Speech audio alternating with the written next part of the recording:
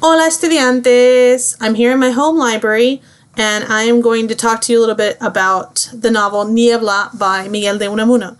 I wanted to do this myself because I looked for a bunch of summary videos on YouTube, and there are a bunch of them, but they didn't hit the right notes as far as I'm concerned, and I love this novel, so I really wanted to talk to you about it.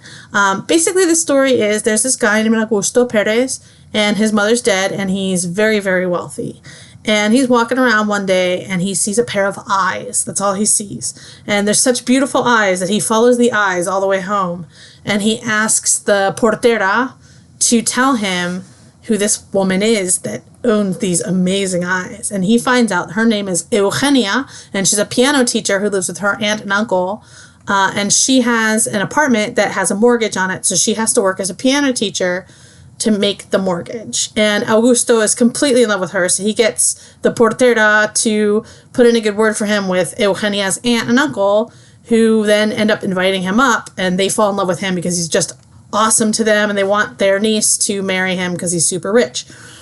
Well, Eugenia has a boyfriend named Mauricio who is absolutely good for nothing. He's totally taking advantage of her and living off of her meager salary as a piano teacher, and she basically has no money because between the mortgage and taking care of her aunt and uncle and this, no good jerk that's her boyfriend, she just has no money at all. But she's very independent, and she wants nothing to do with Augusto, and he keeps coming up and asking her to marry him and trying to give her gifts and stuff, and she's like, no, I don't want any of that. I'm in love with Mauricio, even though he's bad for me. She doesn't say that, but we all know that. So what ends up happening is she tells Mauricio how annoyed she is by this dude, because they just basically have nothing in common. Kind of like Andres is in love with love, and he, for example, thinks it's super romantic that she's a piano teacher, and it's all about music and how it's the philosophy of music and how music is related to emotions and stuff. She's like, yeah, I hate piano, I just do this to pay my mortgage. So she's complaining about this to Mauricio, and Mauricio is like, well, what you should do, because I don't have a job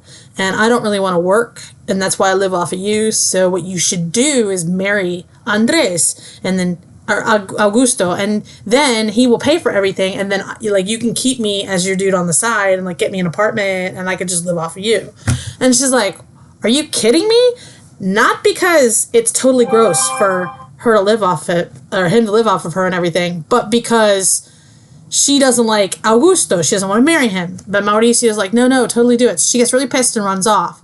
But later on, Augusto comes up and says, I want to marry you. And then she's crying, and she's like, yeah, I guess I will, because she doesn't want to lose Mauricio. So they're going through and planning the wedding, and everyone's super happy except for Eugenia, because she totally doesn't like Augusto. And then a couple days before the wedding, Augusto pays off the mortgage as a marriage gift for her. And as soon as that happens, she sends him a letter saying, thanks for paying off my mortgage. I'm not going to marry you. I'm going to go off with Mauricio, and we're going to have a great life. So naturally, Augusto, excuse me, I'm going to turn off my notifications on my phone. So naturally, Augusto's pretty bummed out because the woman he loves more than anything in the whole world, after 5 minutes, just totally ran off with some other dude that he knew she was dating when they met. So this is all a terrible, terribly predictable. But anyway, he's really bummed, and he's like, gee, I don't know what to do. I really want to kill myself. But I don't know what else to do. So he comes up with this great idea. He decides to go to Miguel de Unamuno's house. Yeah, the author of the book. He goes to Miguel de Unamuno's house to complain about his situation. He's like, look, I get that, I'm in your book and you're writing my story, but I don't really like how this turned out, so please fix it and, put me and Eugenia together. And Miguel de Unamuno's like, no, that's not how this works. I already wrote that part of the story, and that's how it goes, and that's how I want it to go, and I'm kind of your author, so I'm in charge. And Augusto's like, yeah, well, I don't like it. You have to change it. And he pisses Unamuno off so bad that Unamuno's like, fine, guess what? I don't even like any of this. When you walk out of here, you're dead. You're just dead. And Augusto's like, you can't do that to me. And he's like, yeah, I can. I wrote you. I created you. I'm your god, basically. And Augusto's like, no, you can't do that. I'm real. I'm a person.